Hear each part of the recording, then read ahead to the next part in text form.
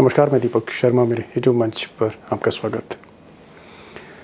दोस्तों, बिहार में बीजेपी का हाल ये है कि सारा चुनाव एक तरफ, नीतीश कुमार एक तरफ। और ये बात मैं इसलिए कह रहा हूं क्योंकि जैसे जैसे चुनाव में मतदान का दिन, वोटिंग का दिन करीब आ रहा है, वैसे वैसे नीतीश कैंप का प्रेशर बीजेपी पर, मोदी शाह पर बढ़ता जा रहा है। और आज शाम तो गजब हो गया। गजब यह हुआ कि नीतीश कैंप ने एक तरह से धमकी दे दी बीजेपी लीडरशिप को, गुजरात लॉबी को, कि सीएम फेस को लेकर जल्द फैसला लें, वरना आगे कुछ भी हो सकता है। अब जाहिर तौर पर नीतीश कुमार के इस तेवर से गुजरात लॉबी, मोदी शाह वाकई बहुत प्रेशर में है। और ऐसा कहा जा रहा है, बीजेपी सर्कल्स में ऐसा कहा जा रहा है कि आने वाली रैली में, मोदी जी जो रैलियां करने जा रहे हैं बिहार में, उसमें किसी रैली में वो नीतीश कुमार को सीएम फेस डिक्लेयर कर सकते हैं। यानी मोदी जी अपने फैसले को, इरादे को बदल सकते हैं नीतीश के पक्ष में। हालांकि आज अमित शाह ने अपने प्रीवियस स्टैंड से यू टर्न लेते हुए पहली बार कहा कि भाई बिहार में सीएम की कोई वैकेंसी नहीं है, ना ही तेजस्वी के लिए है, ना ही किसी और के लिए। सीएम तो नीतीश कुमार ही रहेंगे। यानी इनडायरेक्टली अमित शाह ये संकेत दे रहे थे, इशारा कर रहे थे कि भाई नीतीश कुमार ही सब कुछ हैं, अभी भी, बाद में भी। मैं लालू जी और सोनिया जी को कहना चाहता हूं कि बिहार में ना सीएम पद खाली है, दिल्ली में ना पीएम पद खाली है। आपके बेटों का नंबर नहीं लगने वाला है। यहां विकास पुरुष नीतीश कुमार जी बैठे हैं और वहां नरेंद्र मोदी जी बैठे हैं। नरेंद्र मोदी। अब जो अमित शाह पीछे नहीं हटते, यू टर्न नहीं लेते, आज कम से कम अमित शाह ने पहली बार कहा कि भाई सीएम तो नीतीश कुमार ही रहेंगे, इस तरह की बात की। लेकिन नीतीश कैंप इससे भी खुश नहीं है। नीतीश कुमार के जो वफादार हैं, उनका ये कहना है, और पब्लिकली उनका कहना है कि भाई अमित शाह घुमा फिरा के बात कर रहे हैं, सीधे सीधे कहें कि अगर एनडीए जीतती है चुनाव तो 14 नवंबर के बाद नीतीश कुमार ही सीएम रहेंगे और नीतीश कुमार ही सीएम फेस है एनडीए का। यह बात सीधे कहें, मंच से कहें।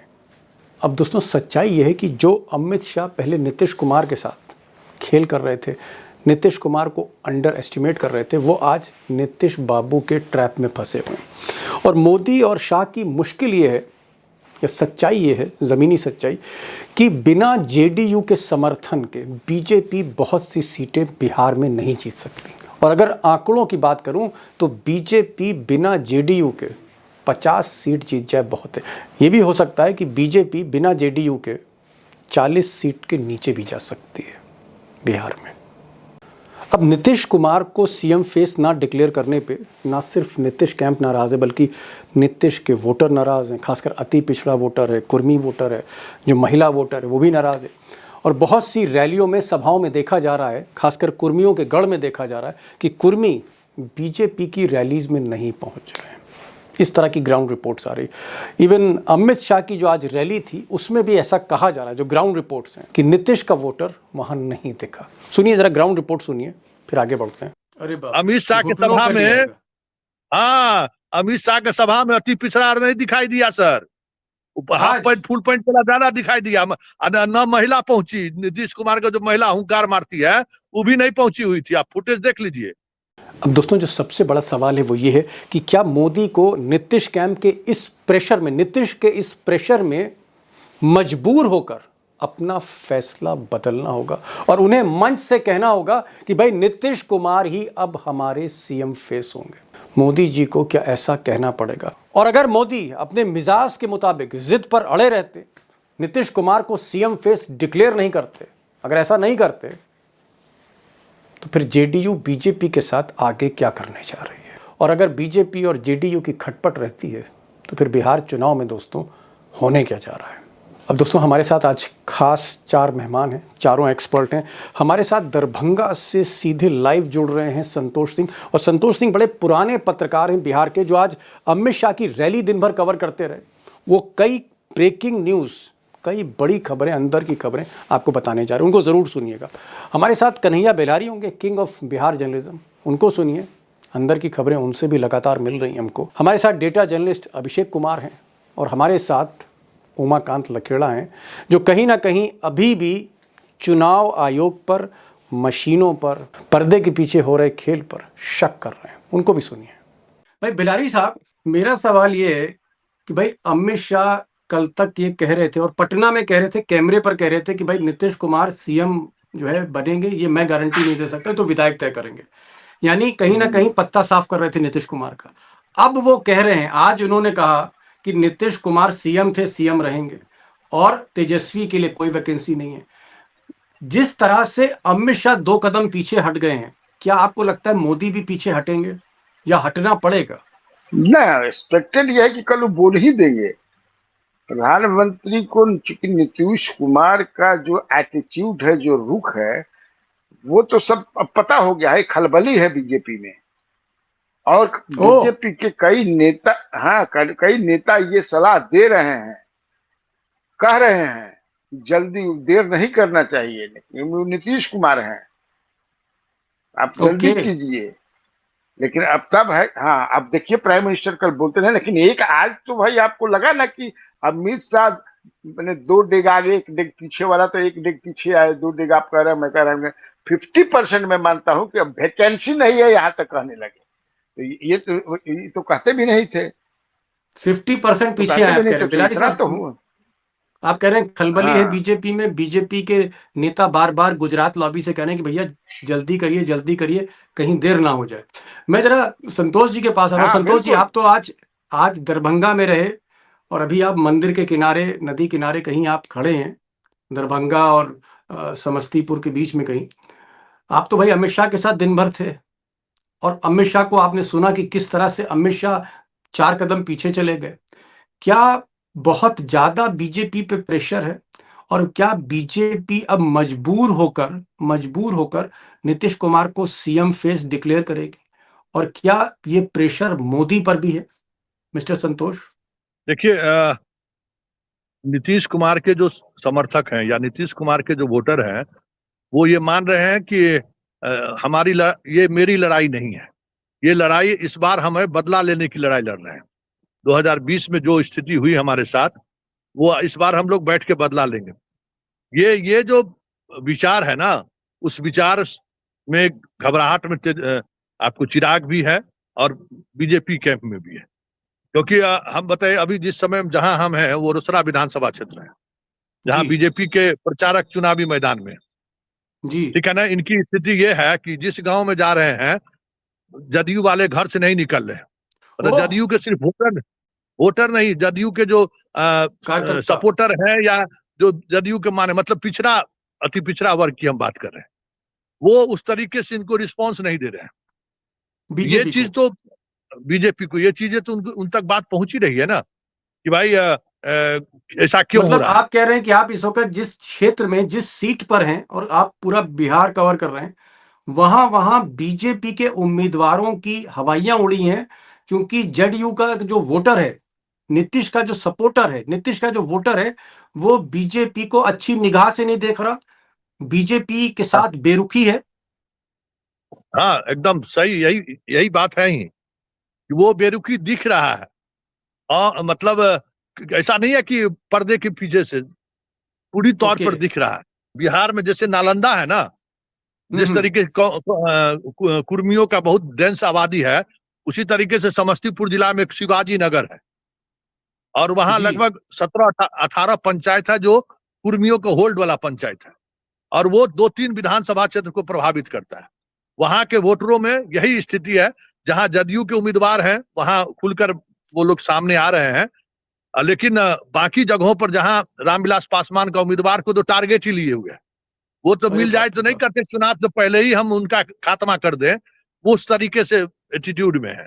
और बीजेपी के साथ भी लोग नहीं जा रहे हैं, और वो लोग तो कह रहे हैं इसको तो घोषणा करना परेगा, घोषणा नहीं करेगा तो हम लोग प्रधानमंत्री और गृह मंत्री को, हाँ, घोषणा करना पड़ेगा। आज ये रोसड़ा में ही उन्होंने बोला सबसे पहले कि भाई कोई वैकेंसी नहीं है, और रोसड़ा वही कंस्टिट्यूएंसी है जहां कुर्मी की बड़ी आबादी है, और उनको पता है कि बिना इसके समर्थन से हमारा उम्मीदवार नहीं जीत सकता है। ये ओके। ये देखिए, ये वो इलाका है जो अति पिछड़ों का इलाका होता है ना, वो इलाका ये इलाका है। और यहाँ बीजेपी के सारे उम्मीदवार इस बात को लेकर डरे हुए हैं कि अगर नहीं आया तो फिर हार निश्चित है, क्योंकि ये वही नहीं इलाका है जहां पहले आरजेडी का जिन निकलता था। यही समस्तीपुर, दरभंगा और का जो जी इलाका है ना, 100% जी। में 100% पहले राजद जीतता था, बाद के दिनों में जदयू जीत रही है। जी। नहीं नहीं, लेकिन एक चीज मुझे बताइए, क्योंकि आप ग्राउंड जीरो पर हैं, सबसे मिल रहे हैं और आप ये पूरी लड़ाई को अपनी आंखों के सामने देख रहे हैं। मान लीजिए जिस तरह के नीतीश के समर्थक कह रहे हैं कि नीतीश जी को अगर सीएम फेस नहीं डिक्लेयर किया तो फिर क्या करेंगे, क्या वो, मतलब अगर मान लीजिए मोदी नहीं करते, नहीं बोलते, भाई मोदी पे किसी का बस तो है नहीं, अगर मोदी ने नहीं बोला कि भाई नीतीश कुमार के फेवर में, तो फिर क्या करेगा नीतीश का सपोर्टर, ये मुझे बताइए। अभी जनसुराज है, जी। जनसुराज है। उस स्थिति में ओके। देखिए, उस स्थिति में बीजेपी नहीं है। आप ये समझ लीजिए कि उस स्थिति में बीजेपी नहीं है। आज के तारीख में भी बीजेपी जो इन इलाकों में चुनाव जीत रहे हैं, बगैर जदयू के समर्थन का चुनाव जीतने का सवाल ही नहीं है। ओके। ये बात समझ लीजिए। और उसके विधायक जो चुनाव लड़ रहे हैं ना, उसके पसीने छूट रहे हैं। वो समझ रहे हैं कि अगर नीतीश कुमार का कार्यक्रम नहीं हुआ या नीतीश कुमार को अगर हम लोग घोषणा नहीं किए, ऐसा थोड़ी है कि अमित शाह अपने मन से आज बोल दिए। अमित शाह को भी तो फीडबैक मिलता है ना कि भाई क्या स्थिति है, क्यों जमीन पर क्या लोग चर्चा होती है। इस मामले में बीजेपी बहुत चतुर चीज है, हर फीडबैक उसको मिलते रहता है कि जमीन पर चल क्या रहा है, चौक चौराहा पर जी। क्या बातचीत हो रही है। उसमें तय है कि इस बार देखिए, पिछले बार जिस तरीके से अमित शाह चिराग के सहारे खंजर भोंकने का काम किया था, इस बार चुन चुन कर जदयू का वोटर जो है इनको लील डाउन करा देगा, ये जान लीजिए। अरे बाप रे, अमित शाह के घुटनों सभा पे ले में, आएगा। हाँ, अमित शाह के सभा में अति पिछड़ा नहीं दिखाई दिया सर। हाफ आज पैंट फुल पैंट चला जाना दिखाई दिया। न महिला पहुंची, नीतीश कुमार का जो महिला हुंकार मारती है वो भी नहीं पहुंची हुई थी। आप फुटेज देख लीजिए, समझ गए ना। महिला नहीं पहुंची, अति पिछड़ा नहीं पहुंचा, नीतीश का वोटर नहीं पहुंचा अमित शाह की रैली में। अमित शाह के रैली में। एक चीज और और, आज क्योंकि खगड़िया में सर एक जी सूचना है, आज खगड़िया में सम्राट चौधरी का सभा था, 500 आदमी जी, नहीं गया उसको सुनने के लिए। 500 आदमी नहीं गया। सब संतोष जी। टारगेट कर रहा है कि कौन कौन लोग जो है सो नीतीश कुमार को निशाना बनाया है। अभी चिराग निकले ना, अभी चिराग का हम्म यही इलाका है, चिराग का रामविलास पासवान का जो है ननिहाल हम्म। हमारे ही इलाके में जहां हम हैं। सब हाँ, इंतजार कर रहा है कि चिराग निकले तो इसको हम दिखाएं कि क्या मजा होता है। ऐसे ही दौड़ा लें नीतीश मतलब। कुमार को प्रणाम प्रणाम करने थोड़े बुलाया था खरना का प्रसाद खाने के लिए। पूरा उसका पर समझ में आ गया, उसको भी घोषणा करना पड़ा ना कि भाई हमको हमारा जो भी विधायक होगा वो नीतीश का समर्थन करेगा। क्यों घोषणा करना पड़ रहा है। चलिए, आप संतोष भाई जुड़े रहे और आप 15 मिनट से मतलब सिग्नल ढूंढ रहे थे, फिर मंदिर के किनारे आके आपको सिग्नल मिला और आप आए। मतलब बस हमारे ऑडियंस की तरफ से बहुत बहुत शुक्रिया। लेकिन एक लाइन मैं चाहता हूं जाते जाते आपसे पूछना चाहता हूं, क्योंकि आपने बहुत करीब से आज अमित शाह को देखा, वहीं रैली कवर कर रहे थे आप प्रेस गैलरी से। क्या अमित शाह की बॉडी लैंग्वेज, अमित शाह आपको प्रेशर में दिख रहे हैं, उनके जो लोग हैं इर्द गिर्द प्रेशर में दिख रहे हैं, क्या अमित शाह का कैंप प्रेशर में है? पूरी तौर पे हम तो बीजेपी वाले से बात करते हैं ना, हम तो यहाँ के वोटर भी है, हम तो वोट भी ओके। गिराएंगे। तो वो समझ में आ रहा है ना कि कितने दबाव में है, बहुत चलिए, दबाव में है ये लोग। हर लाइन संतोष जी की मौके से, ग्राउंड जीरो से ब्रेकिंग न्यूज है। और मैं सीधे अब जरा भिलारी साहब से कमेंट लूँ, फिर मैं अभिषेक और लखेड़ा साहब के पास आ रहा हूँ। मैं ये कहना चाह रहा हूँ कि जिस तरह से अभी संतोष जी ने बताया, संतोष जी ने कहा कि महिलाएं अमित शाह को सुनने नहीं जा रही, नीतीश कुमार के जाति के लोग नहीं जा रहे हैं, नीतीश कुमार का कैंप कह रहा है कि भाई आप किसी तरह से इनको सीएम फेस डिक्लेयर करिए। क्या आपको लगता है कि अब आने वाले समय में हर हाल में मोदी जी को नीतीश कुमार को सीएम फेस डिक्लेयर करना पड़ेगा? बिल्कुल करना पड़ेगा। हो सकता है, ये भी हो सकता है कि चूंकि 7 तक लगातार मोदी जी का कार्यक्रम है बिहार में, तो फर्स्ट फेज का देख लें, उसका रिपोर्ट आए। जिससे मेरा, हमको जो इन्फॉर्मेशन है कि चार कल ही कर देंगे, कल ही कर देना चाहिए, ज्यादा में हो सकता है कल नहीं करें, फर्स्ट फेज वाला देख लें 6 तारीख ये को, तो दूसरे 7 दिन तारीख कर को दें, कर देंगे। तीसरे दिन कर दें जी, 2 दिन बाद कर दें? हाँ, वो तो स्ट्रेटजी चेंज हो जाती है कि नहीं, बिना अनाउंसमेंट किए काम अब नहीं बनेगा, काम बहुत गड़बड़ हो जाएगा, इसलिए कल 7 तारीख को कर। अभिषेक, क्या आप इधर बीजेपी के भी टच में हैं और अमित शाह के कुछ लोग जो करीब में हैं बिहार के, उनसे भी टच में। प्रॉब्लम क्या है इस वक्त? क्या आपको लगता है कि मोदी और अमित शाह को अब सीधे सीधे टर्म्स डिक्टेट कर रहे हैं नीतीश कुमार, और ये जो गुजरात लॉबी है घुटनों पर आ गई है नीतीश कुमार के आगे, और सारी चीजें नीतीश कुमार के ही इर्द गिर्द अब घूम रही हैं? क्या सरेंडर देखिए करना पड़ेगा मोदी को? दीपक जी, ऐसा मुझे लगता है कि नीतीश कुमार अपने इर्द गिर्द घुमाने की कोशिश कर रहे हैं। घुमा पाए हैं कि नहीं घुमा पाए हैं, इसके लिए 24 घंटे इंतजार करना होगा कि कल मुजफ्फरपुर या छपरा में नरेंद्र मोदी क्या कहते हैं। आज की जो बात आप कह रहे थे कि अमित शाह ने कहा है कि वैकेंसी नहीं है, मैंने एक जेडीयू के मुख्यमंत्री के इर्द गिर्द रहने वाले लोगों में से ही किसी से पूछा। उन्होंने कहा कि हमें भी पता है कि मुख्यमंत्री पद पर कोई वैकेंसी नहीं है और 14 नवंबर 2025 तक कोई वैकेंसी नहीं है। तो फिर बिहार की जनता जो राजनीतिक तौर पर बहुत ही साक्षर मानी जाती है, शिक्षित मानी जाती है, पॉलिटिकली लिटरेट मानी जाती है, उसको क्या समझा रहे हैं अमित शाह? फिर बाद में कह देंगे कि अरे भाई हमने जिस दिन कहा था उस दिन वैकेंसी नहीं थी।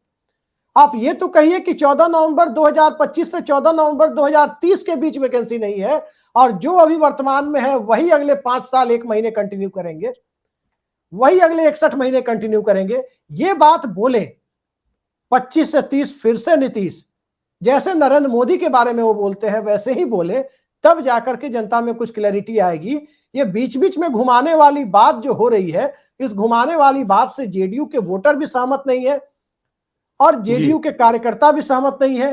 नीतीश कुमार के सहमत होने का सवाल ही नहीं उठता है। मतलब आप कह रहे हैं कि इनडायरेक्टली नहीं, डायरेक्टली बोलना पड़ेगा कि 2025 के बाद भी नीतीश कुमार रहेंगे अगर एनडीए जीतती है। सीधे दीपक बोलें, जी, साफ बात करें। दीपक जी, अमित क्या शाह और गारंटी मोदी। है? क्या गारंटी है? जुलाई 2022 में साफ साफ कह रहे थे जेपी नड्डा कि कोई खतरा नहीं है, कोई बदलाव नहीं होगा कर्नाटक में, और 24 घंटे 48 घंटे बीतते बीतते बीएस येदियुरप्पा की जगह नया मुख्यमंत्री आ जाता है।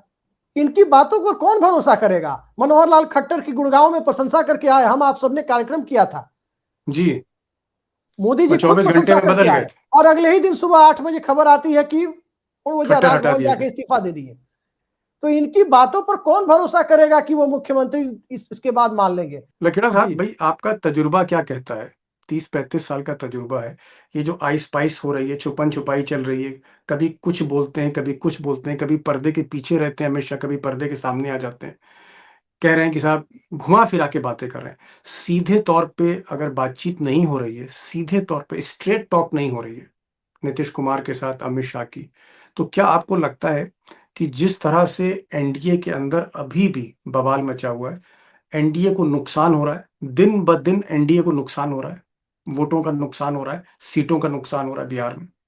दीपक जी, जो मैं देख रहा हूं और जो मैं मेरी लोगों से बात हो रही है, टॉप लेवल पर बीजेपी के इनसाइडर से बातचीत हो रही है, बिहार इलेक्शन की स्ट्रेटजी से जुड़े हुए लोगों से बातचीत हो रही है, उससे तो लग रहा है कि हालात बहुत खराब हैं, बहुत चिंताजनक हैं। और पूरा दिल्ली से लेकर के पटना तक और पटना से दिल्ली तक करंट दौड़ रहा है 440 वोल्ट का। और वो करंट ये है कि प्रधानमंत्री जी कल जो जा रहे हैं, या तो मेरे को टॉप लेवल के आदमी ने बताया जो इनकी जी स्ट्रेटजी जी से जुड़े हुए करीबी लोग हैं, जी कि या तो प्रधानमंत्री जी की यात्रा रद्द होगी या कल प्रधानमंत्री खुले तौर पर मंच से ऐलान करेंगे। नीतीश कुमार ये के बारे दोनों में। काम कल होने हैं। या तो यात्रा कैंसिल हो जाएगी, कोई बहाना, मौसम खराब है, बारिश तो हो ही रही नॉर्थ इंडिया में, उसका बहाना बनाया जा सकता है। और सबसे बड़ा संकट भारतीय जनता पार्टी को जो फीडबैक ग्राउंड लेवल से, ग्राउंड जीरो से मिल रहा है, वो बहुत चिंताजनक है। और ये बताया जा रहा है कि उनके रणनीतिकारों से कि भाई पहली बार आपकी जो 74-75 सीटें आ गई थी, 74 सीटें हैं, वो तो चिराग पासवान को आपने इस्तेमाल किया इसलिए आ गई। आप अगर अभी जो बीजेपी आरएसएस का इंटरनल फीडबैक है, उनका कहना है कि आप 50, 55 और 60 से ऊपर नहीं जा रहे हो। तो ये हालत अगर भारतीय जनता पार्टी की हो रही है, तो इससे बड़ी हास्यास्पद स्थिति क्या होगी। और एक पॉइंट और से मैं बात खत्म करूंगा ताकि आप चर्चा आगे बढ़ाएं, कि आरएसएस ने इनकी नींद हराम कर रखी है, गायब कर आरएसएस रखी ने? है पिछले पिछले 5-6 दिन से। अब आरएसएस ये कह रही है कि ये गोल्डन अपॉर्चुनिटी है कि इनको कहें कि भाई हम अपने लोगों को एक्टिवेट बिहार में, वैसे बिहार में आरएसएस का कोई जनाधार कोई रहा नहीं, वो तो सोशलिस्ट और कम्युनिस्ट आंदोलन की धरती रही है, लेकिन जो है, जो नई पौध आई है आरएसएस के, और दिल्ली से जो कंट्रोल रूम है, नागपुर का जो कंट्रोल रूम है, वो कह रहे हैं भैया काठी के साथ घोड़े का भी सौदा करो। बिहार में अगर आरएसएस को एक्टिव करना है तो पार्टी के प्रेसिडेंट के बारे में सैद्धांतिक सहमति कर दो कि आरएसएस की सहमति से होगा, और ये 2-4 दिन में हो सकता है कि कल एक खबर छप जाए किसी राष्ट्रीय गोदी मीडिया, किसी एजेंसी, किसी फेसबुक, ट्विटर वगैरह पर। ये विदिन 24 आवर होने वाला है। प्रधानमंत्री की यात्रा भी 24 आवर में होने वाली है, और ये पार्टी के अध्यक्ष के बारे में कोई ना कोई इंडिकेशन होने वाला है, और इन सब बातों का जो इपिक सेंटर है वो बिहार है, जहां भारतीय जनता पार्टी की नाव बुरी तरह हिल रही है गंगा जी के किनारे। इतना मैं कह सकता हूं। समझिए, क्या आपको लग रहा है कि वाकई ये चुनाव फंसता जा रहा है, या कहीं ना कहीं महागठबंधन आगे निकल सकती है, या आपको लगता है कि आखिर में अमित शाह इस पूरी बाजी को किसी न किसी ट्रम्प कार्ड से, किसी न किसी तिगड़म से जीत लेंगे? नहीं ना, फंसती जा रही का, इनकी तो फंसी हुई है। चिराग पासवान, मोदी फंसी हुई है। फंसती क्या जा रही है? फंस गई है, उसको निकालना है। अब ये तो फंसी हुई है, खेल फंस गया है, निकालना है। हाँ, खेल फंसा है ना उनका भाई। चिराग पासवान जेडीयू का फंसा हुआ है, पूरा जबरदस्त रूप से पड़ा हुआ है। बीजेपी और जेडीयू का फंसा हुआ है। बीजेपी के लोग समझ गए हैं कि इस बार हम लोग सिंगल लार्जेस्ट पार्टी नहीं होने जा रहे हैं, इस बार नीतीश कुमार होंगे। हम लोग 50 तक ही, 50 से भी कम ना आ जाएं। तो ये तो फंसा हुआ है। चिराग पासवान अब कहने लगे, जबरदस्त रूप से कहने लगे कि हमारा नीतीश कुमार ही सीएम होंगे, दूसरा कोई होगा ही नहीं। उपेंद्र पासवान ही कहने, उपेंद्र कुशवाहा भी कहने लगे, जीतन राम मांझी भी कहने लगे। तो ये 3 अब एक साथ हो गए, अब 4 हो गए। अब नीतीश कुमार को ले, जेडीयू को लेकर के, तो बीजेपी तो ऐसे ही अलग थलग पड़ गई है। और ये मैं कहता हूँ कि बीजेपी के जो नेता है वो कह रहे हैं कि भाई देर नहीं करना चाहिए, जल्दी आप बोलिए, जल्दी अनाउंसमेंट कीजिए। बात बिगड़ रही है, बात बिगड़ रही है। ये तो फंस गई है, फंसती नहीं जा रही है, फंस गई है बिल्कुल। तो 14 नवंबर को कुछ भी हो सकता है। बिल्कुल कुछ भी हो सकता है, क्या नहीं हो सकता है अगर ये घोषणा नहीं करेंगे। अब जिस तरह की ये नीतीश कुमार नहीं चाहते थे कि यहाँ पर बाबर और औरंगजेब की बात हो, लेकिन जोगी तो आज भी आकर के बाबर औरंगजेब की बात कह के बाबर औरंगजेब की कह गए। भाई पिछले दिनों हुआ करके बोल दिए थे, उस पर नीतीश कुमार को जो मुझे जानकारी मुझे करके ये सब काहे लिए होता है बाबर, ये सब उनको अकलियत में बढ़ जाए। उनके न चाहते हुए भी जोगी का कार्यक्रम यहाँ हो गया। खेल फंसा हुआ, खेल फंस गया है। ये आज जो है मतलब नया स्टेटमेंट बेलारी साहब का है, नई पोजीशन इन्होंने ली है। ये कह रहे खेल मुझे फंसता हुआ दिख रहा है। भाई अभिषेक, आपको भी खेल फंसता हुआ दिख रहा है, या आपको कुछ दिख रही तस्वीर 14 नवंबर को जिस दिन नतीजे आएंगे? देखिए, खेल तो बिल्कुल फंसा हुआ है, और एक बात मैं साफ कह दूं कि सिर्फ और सिर्फ ज्ञानादेश ही भारतीय जनता पार्टी को सिंगल लार्जेस्ट पार्टी बना सकता है। जनादेश के बूते भारतीय जनता पार्टी तीसरे नंबर पर जा रही है। ज्ञानादेश आ जाए अगर 14 नवंबर को, तो निश्चित तौर पर वो फर्स्ट लार्जेस्ट पार्टी होगी। राहुल गांधी के आरोपों को अगर लेजिटिमेसी देनी हो तो ज्ञानादेश आएगा। ठीक, ये साफ साफ दिखाई दे रहा है कि जमीन पर हालात होते हैं। इशारों में बात करते हैं अभिषेक। ज्ञानादेश से मतलब है ज्ञानेश कुमार, जो चीफ इलेक्शन कमिश्नर हैं, अमित शाह के कभी खास रहे। ये कह रहे हैं कि जो चुनाव आयोग है उसकी एक निर्णायक भूमिका रहेगी बीजेपी की कामयाबी। नहीं, मैं ऐसे ही नहीं कह रहा हूं दीपक जी, मैं ऐसे ही नहीं कह रहा हूं। अमित शाह बिहार गए अभी 2-3 दिनों पहले, उन्होंने कहा कि अगली बार अगर हम सरकार बनाए तो 1 फेज में चुनाव कराएंगे। भाई आप कौन होते हैं 1 फेज में या 3 फेज या 5 फेज या 10 फेज में चुनाव कराने वाले? वो संवैधानिक अधिकार किसका है? जिसका है उसका है। इसका सीधा मतलब है कि आपके यहाँ का, आपके मातहत काम कर चुका व्यक्ति जो वहां बैठा हुआ है, वो कथित तौर पर आपके इशारे पर काम करता है। तभी आप 1 फेज में या 4 फेज का दावा कर रहे हैं। कौन होते हैं अमित शाह? एक लाइन अभिषेक ने दी, उन्होंने कहा कि अगर चुनाव आयोग पूरी तरह से साथ रहता है तो बीजेपी फिर जीत रही चुनाव। ये वो ये कह रहे हैं। क्या भाई लखड़ा साहब, मैं बहुत संक्षेप में, बहुत स्पष्ट रूप से जानना चाह रहा हूं कि आपका तजुर्बा 35 साल का जी राजनीतिक चुनाव कवर करने में, जितने भी चुनाव हैं सब आपने कवर किए 30-35 साल में। आपको क्या लग रहा है कि क्या एनडीए ही जीतेगा या इस बार सरकार पलटने जा रही है और जीत महागठबंधन की होगी? क्या लग रहा है आपको? देख देखिए मैं अपनी पोजीशन को 14 तारीख से पहले बदलने वाला नहीं हूं दीपक जी। इसलिए नहीं बदलने वाला कि चुनाव आयोग की इतनी संदिग्ध भूमिका है, इतना चुनाव आयोग किस तरह से नई नई चालें चल रहा है। बिहार के बाद 10 आईएएस ऑफिसर क्या करेंगे, बाकी राज्यों से भी भेजिए ना। बिहार के गुजरात के क्यों भेज रहे हैं बिहार में? तो ये जो चीजें हो रही हैं, इलेक्शन कमीशन निष्पक्ष और स्वतंत्र चुनाव कराने के लिए चुनाव आयोग ने आज तक कोई कमिटमेंट नहीं किया है। परसों प्रेस कॉन्फ्रेंस हुई ज्ञानेश कुमार की, एक शब्द नहीं बोला कि मैं as a chief election commissioner ये घोषणा करता हूं कि बिहार में स्वतंत्र और निष्पक्ष चुनाव होगा। कि इस समय भारतीय जनता पार्टी ने अगर चुनाव छीनने की कोशिश की बिहार के लोगों से, तो बहुत बड़ी चुनावी हिंसा की आशंका मुझे लग रही है। और मैं बड़ा चिंतित हूं as a reporter, as a Bihar का वेल विशर ठीक है, होने के नाते मैं बहुत चिंतित हूं जी। ठीक है। भिलारी साहब ने आज अपना स्टैंड बदला। उन्होंने कहा कि ये चुनाव फंसा हुआ लगता है, और जो भिलारी साहब ने कहा उस पर मोहर लगाई अभिषेक ने, उनको भी चुनाव फंसा हुआ लगता है। फंसा हुआ का मतलब है कांटे की टक्कर है, आप कुछ प्रिडिक्ट करने की स्थिति में नहीं। और लखेड़ा साहब अपने स्टैंड पर कायम है। इनका कहना है कि मैं बिल्कुल जोखिम नहीं लूंगा कि 14 तारीख को क्या होने जा रहा है, क्योंकि मुझे चुनाव आयोग की निष्पक्षता पर संदेह है। I don't believe in the credibility of चुनाव आयोग। ये कह रहे हैं। सबका शुक्रिया, आप लोग आए, खुलकर बातें हुई। Thank you so much Bhilari साहब, thank you so much mister Abhishek, thank you so much Lakera साहब for joining this program. Thank you so much.